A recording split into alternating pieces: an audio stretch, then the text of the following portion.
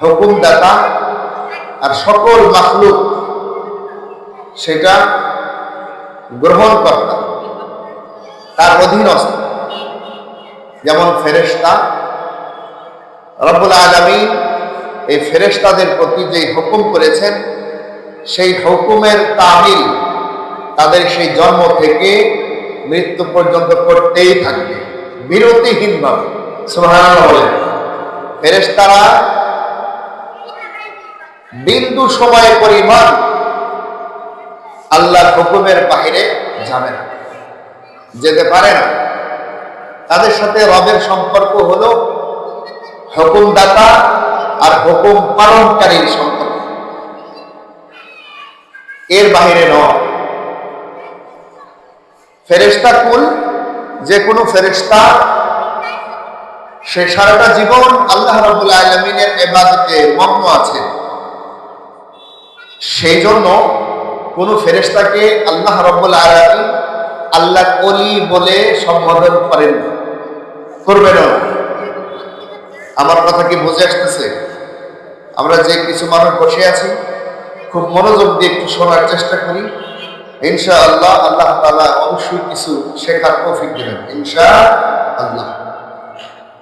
আল্লাহ রাব্বুল আলামিন মানব জাতিকে দুনিয়ার মধ্যে যখন তৈরি করতে চাইলেন, ফেরেশতাদের সামনে বললেন, ওয়াইজ ক্বালা রাব্বুকা লিল মালাইকাতি ইন্নী জাইলুন ফিল আরদি খলিফা। ফেরেশতাদের সামনে নিয়ে আল্লাহ রাব্বুল আলামিন বললেন, ও আমার ফেরেশতারা, দুনিয়ার জমিনে আমি একটি প্রতিনিধি দল প্রেরণ করতে চাই, পাঠাতে চাই। ফেরেশতারা তখন বললেন, কি দরকার আছে রব্বুল আলামিন, আমরাই তো আপনার হুকুম পালন করতে যথেষ্ট। ফেরেশতারা বলে, রব্বুল আলামিন, আপনি যদি আপনার খলিফাদেরকে দুনিয়ার জমিনে প্রেরণ করেন, দেখবেন দুনিয়ার জমিনে গিয়ে তারা মারামারি, কাটাকাটি, হিংসা, ফাসাদ, বিপদ, শিকায়ত আপনার হুকুম অমান্য করে করে চলবে। ক্বালা ইন্নী আ'লামু মা লা তা'লামুন। আল্লাহ রাব্বুল আলামিন বললেন, ও আমার ফেরেশতারা, আমি যা জানি তোমরা তা জানো না। ঠিক কিনা? যেটা আমরা কেউ জানি না, কে জানে? আল্লাহ রাব্বুল আলামিন জানে। আমরা যেটা বুঝি না সেটা আল্লাহ রাব্বুল আলামিন ভালো করে বোঝেন। আল্লাহ তাআলা বললেন, ও ফেরেশতারা, আমি যা জানি তোমরা তা জানো না। এই কথা বলে আল্লাহ রাব্বুল আলামিন নিজের কথার উপর অটল থেকে রব্বুল আলামিন মানব জাতিকে সৃষ্টি করলেন। খলিফা মিন সলসাল। আল্লাহ রাব্বুল আলামিন মানব জাতিকে সৃষ্টি করে দুনিয়ার জমিনে দিয়ে দিলেন আর তার হুকুম পালন করার জন্য বলে দিলেন, ওয়ামা খালাকাতুল জিন্না ওয়াল ইনসা ইল্লা লিয়াবুদুন। কি আমানত চন্দে রোজে নাচতে পাস, কি আমানত চন্দে রোজে নাচতে পাস, در حقیقت مالک ہر شے خدا। রব্বুল আলামিন দুনিয়ার মধ্যে আমাদেরকে যখন প্রেরণ করেছেন, প্রত্যেকজন মানুষ একেবারে নিঃস্ব অবস্থায় এসেছে। হাতের মধ্যে কিছুই ছিল না, শরীরের মধ্যে কোনো পোশাক ছিল না, দুনিয়ার কোনো সহায় সম্পত্তির মালিক ছিল না, একেবারে রিক্ত হস্তে খালি হাতে মায়ের পেট থেকে দুনিয়ার জমিনে ভূমিষ্ঠ হয়েছিল। আল্লাহ রাব্বুল আলামিন এই মানব জাতিকে অনুগ্রহ করে ধন সম্পদ, ধন দৌলত, সন্তানাদি দান করেছেন। যখন আল্লাহর নিয়ামত দান করেছেন, এখন মানুষ আল্লাহর থেকে দূরে সরে যায়। বেগুনাহ নবু জশতে বরমাসাতে, বেগুনাহ নবু জশতে বরমাসাতে, বাহুজুরে দিল করতন তাআতে। মানব জাতি দুনিয়ার মধ্যে এসে দুনিয়ার লোভ লিপ্সার মধ্যে পড়ে ক্ষমতা প্রতিপত্তির পিছনে পড়ে আর হামেশা গুনাহের মধ্যে লিপ্ত হয়ে যায়, আল্লাহ রাব্বুল আলামিনের নাফরমানির মধ্যে লিপ্ত হয়ে যায়। এমন অবস্থায় আল্লাহ রাব্বুল আলামিন ঘোষণা করেছেন, যেই বান্দা যেই বান্দি আমার নাফরমানি ছেড়ে দিয়ে আমার পথে চলে আসবে, যেই বান্দা যেই বান্দি আমার নাফরমানি ছেড়ে দিয়ে আমার হুকুম আর ফরমা বরদারির মধ্যে চলে আসবে, আমি এই বান্দার থেকে আমার ওলি হিসাবে গ্রহণ করে নেব। সুবহানাল্লাহ। গুনাহ করলে আল্লাহ থেকে দূরে সরে যায়, আর গুনাহ না করলে আল্লাহর কাছে হয়ে যায়। এই জন্যই বলছিলাম, মানব জাতি রব্বুল আলামিনের নাফরমানি যত ছেড়ে দিবে তত বেশি আল্লাহ তাআলার কাছে চলে আসবে, আল্লাহ তাআলার সাথে সম্পর্ক তৈরি হবে, আল্লাহ তাআলা তাকে বন্ধু বানাবে। আর যদি আল্লাহ তাআলার বন্ধু হতে পারে, দুনিয়াও কোনো চিন্তা নাই, আখিরাতেও কোনো টেনশন হবে না। قال الله تبارك وتعالى ألا إن أولياء الله لا خوف عليهم ولا هم يحزنون। আল্লাহর ওলি যারা হয়েছে, দুনিয়ার জমিনে রব্বুল আলামিনের হুকুম যারা সঠিক সময়ে সঠিকভাবে পালন করেছে, আল্লাহ রব্বুল আলামিন বলেন এরা হলো আমার বন্ধু। আল্লাহর বন্ধু। কোন ফেরেশতাকে কিন্তু আল্লাহ তাআলা বন্ধু বানায় নাই। শুনেছেন কখনো যে জিবরাইল আল্লাহর বন্ধু? এটা কখনো বলে নাই। মিকাইল আল্লাহর বন্ধু, সেটাও বলা হয় নাই। আজরাইল আল্লাহর বন্ধু, সেটাও কিন্তু বলা হয় নাই। আজরাইলকে চিনেন? আজরাইলকে চিনেন? তাহলে চিনা আছে তো, যে একজন আছে। আজরাইলের কাজ কি? আজরাইলের কাজ হলো মানুষের মৃত্যু সংঘটিত করা, মানুষের এই রূহ জান এটাকে বের করে নিয়ে চলে যাওয়া। দুনিয়ার জমিনে অন্য ফেরেশতাদেরকে অবিশ্বাস করার সুযোগ থাকলেও একটা কাফের বেঈমান মুশরিক তারাও আজরাইলের অস্তিত্বকে স্বীকার করতে বাধ্য। কারণ বিজ্ঞানীরা চেষ্টা করেছে যে মানুষ কিভাবে মরে একটু দেখব। আমেরিকার একটা গবেষণাগারে শক্ত স্বচ্ছ কাঁচের মধ্যে একজন একেবারে মৃত্যু পথযাত্রীকে আবদ্ধ করে রেখেছে, যে নাকি মরেই যাবে। মরে কিভাবে দেখবে? তো দেখলো হঠাৎ করে কাঁচের মধ্যে একটা অন্তর ফাটা চির ধরলো, একটু ফাটা বোঝা গেল। এরপরের ক্ষণে দেখা গেল সেই ভিতরের মানুষ আর নাই।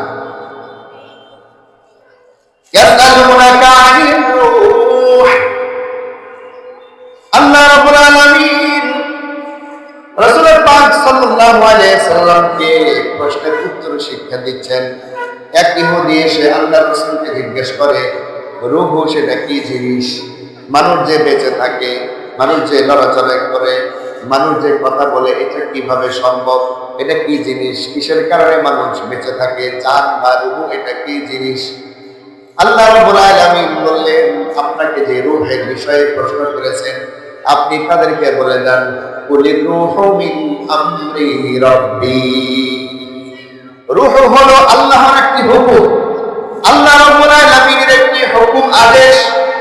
এই হুকুম যতক্ষণ মানুষের জন্য প্রযোজ্য থাকবে ততক্ষণ পর্যন্ত মানুষ বেঁচে থাকবে। আল্লাহ তাআলা যখন হুকুমকে উঠে নেবেন যে এই মানুষ আর লড়াচড়া করবে না, এই মানুষ আর কথা বলবে না, এই মানুষের প্রাণ চলবে না, তখন এই রূহের হুকুমটা আল্লাহ পাকের কাছে ফেরত চলে যাবে। এটাই হলো মৃত্যু। মৌত কো সমঝা হ্যায় গাফিল ইফতিতামে জিন্দেগি, দর হাকিকত মৌত হ্যায় সুবহানাতে জিন্দেগি। কিছু কিছু বেকুফ মানুষ মনে করে আমি মরে গেলে বুঝি আমার জীবন শেষ হয়ে গেল, আমার জীবনের সবকিছু খতম হয়ে গেল। আসলে তা না, তা না, বরং মৃত্যুর দ্বারা মানুষের আজীবন আর একটা জীবন শুরু হয়ে যায়। ওই জীবনের আর কখনো শেষ হবে না। কবর জগৎ থেকে মানুষের আরেকটি জীবন শুরু, যে জীবন আর কখনো শেষ হবে। এটা হলো মানুষের সম্পর্ক আল্লাহর হুকুমের সাথে যদি হয়ে যায়, আল্লাহ তাআলার ফরমা বরদারির মধ্যে যদি হয়ে যায়, আল্লাহ পাকের ইবাদতের মধ্যে যদি হয়ে যায়, এই মানুষ আর আল্লাহর সাথে সম্পর্ক হয় বন্ধুর সম্পর্ক। কিসের সম্পর্ক? বন্ধুর সম্পর্ক। আর যদি আল্লাহর হুকুম না থাকে, আল্লাহ পাকের অনুসরণ, অনুকরণ, ইবাদত বলতে কি যদি না থাকে, তাহলে এই মানুষের সাথে আল্লাহ পাকের সম্পর্ক হয় হলো পশু পাখির মতো। তু কেইসে মুসলমান হ্যায়, তু কেইসে মুসলমান,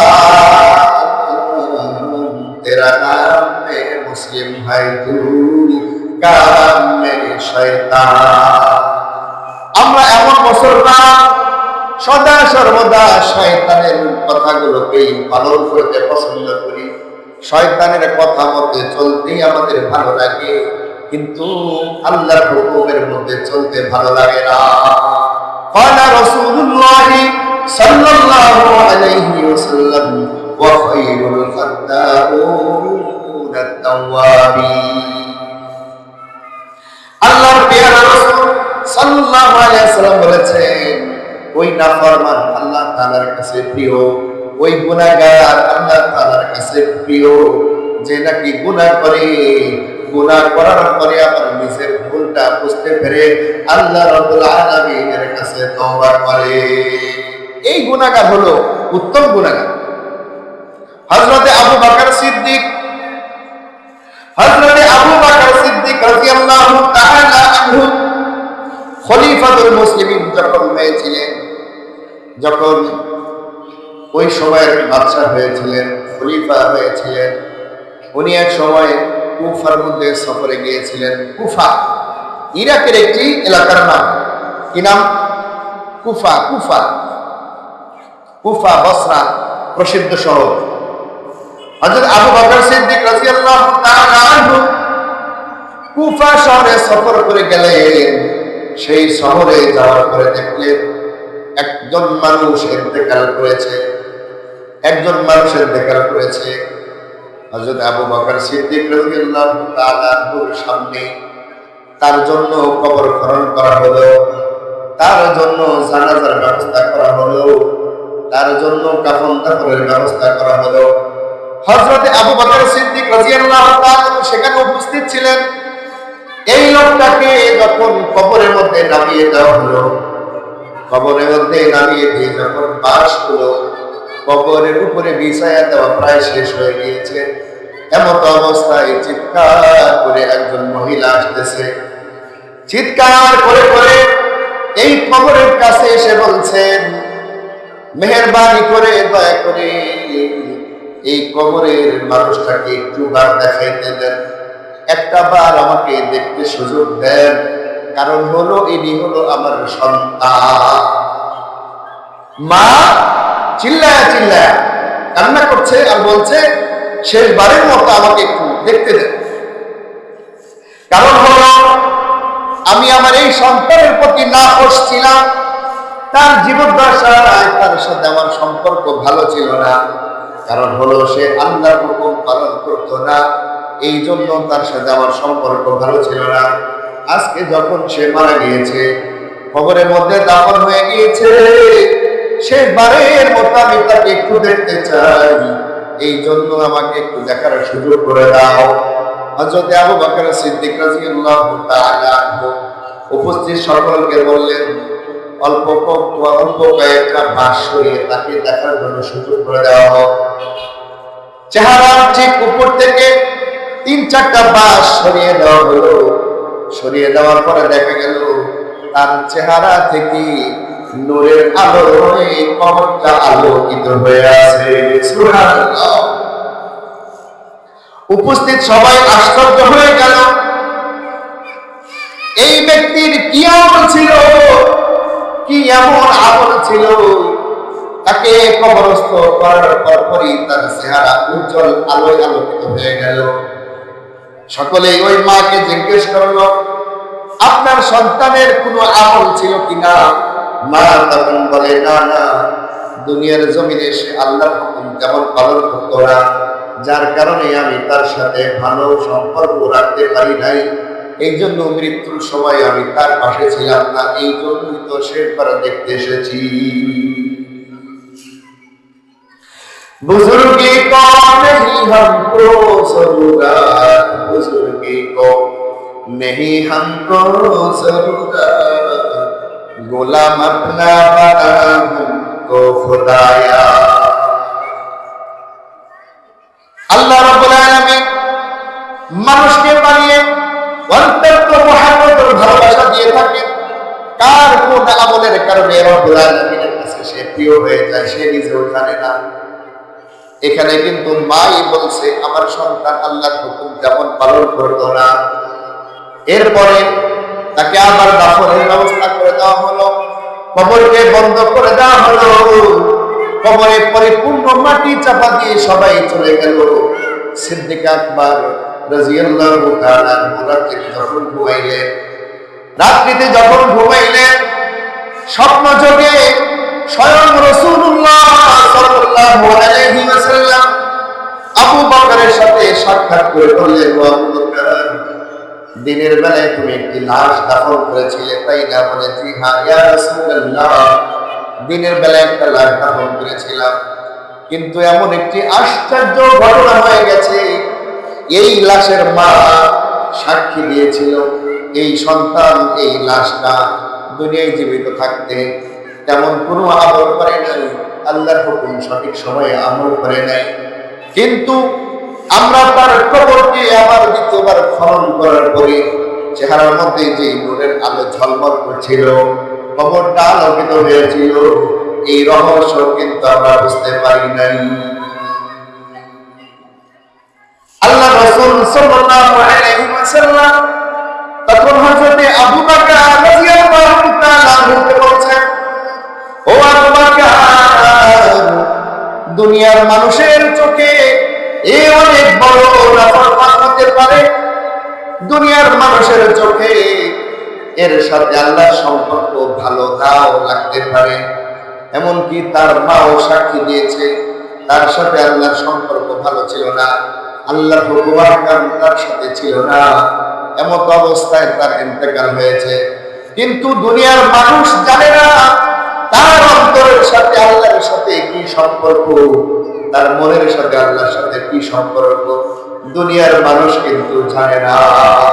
আল্লাহ রাসূল বলেন, একটা আমল তার ছিল, এই মানুষটার একটা মাত্র আমল ছিল, সে অধিকাংশ সময় গুনাহ করার পরে, গুনাহ হয়ে যাওয়ার পরে দিলে দিলে সে ব্যথিত হতো, আল্লাহ তাআলার কাছে মনে মনে ইস্তেগফার করতো, তওবা করতো, মনে মনে আল্লাহর কাছে ক্ষমা চাইতো, মনে মনে আল্লাহ তাআলার সামনে শর্মিন্দা হতো, বারবার গুনাহ করতো, গুনাহের পরে আবার নিজেকে শর্মিন্দা করতো, নিজেই নিজেকে আল্লাহ তাআলার কাছে ক্ষমা চাইতো। এই খবর কিন্তু দুনিয়ার কোনো মানুষ জানতো না, দুনিয়ার মানুষ না জানলেও রব্বুল আলামিন তার অন্তরের আকুতিকে কবুল করেছেন, তার অন্তরের ব্যথাকে কবুল করেছেন। বিধায় আল্লাহ রব্বুল আলামিন তার মৃত্যুর মুহূর্তের মধ্যে তার জীবনের পিছনের সকল অপরাধ সমূহ ক্ষমা করে দিয়ে আল্লাহ রব্বুল আলামিনের বন্ধুর কাতারে নামটা লিখিয়ে দিয়েছিলেন। সুবহানাল্লাহ। এই জন্যই বলা হয়, আলা ইন্না আউলিয়া আল্লাহি লা খাউফুন আলাইহিম ওয়া লা হুম ইয়াহজানুন। আল্লাহর সাথে মানুষের সম্পর্ক হবে বন্ধুর সম্পর্ক। কি সম্পর্ক? কথা বলেন, কি সম্পর্ক? বন্ধু বানাইতে রাজি আছি ইনশাআল্লাহ। আল্লাহর সাথে বন্ধুর সম্পর্ক বানাতে হবে। পশু পাখি যারা আছে এদের সাথে আল্লাহর সাথে হাকিম আর মাহকুমিয়তের সম্পর্ক, আল্লাহর হুকুম পশু পাখিরাও কিন্তু আদায় করে। শেষ রাতে যখন ফজরের আযান হয় তখন খেয়াল করে দেখবেন সেই গাছের ডালে আর বাগদানের মধ্যে পশু পাখিরা কিন্তু কিচির মিচির শব্দ করে, ঠিক না ঠিক বলে? ওই সময় তারা আল্লাহর হুকুম পালন করে, তাদের জবানে তাদের মতো করে পশু পাখি কিন্তু আল্লাহর হুকুম থেকে দূরে সরে যায় না। প্রত্যেকটা দিন সকাল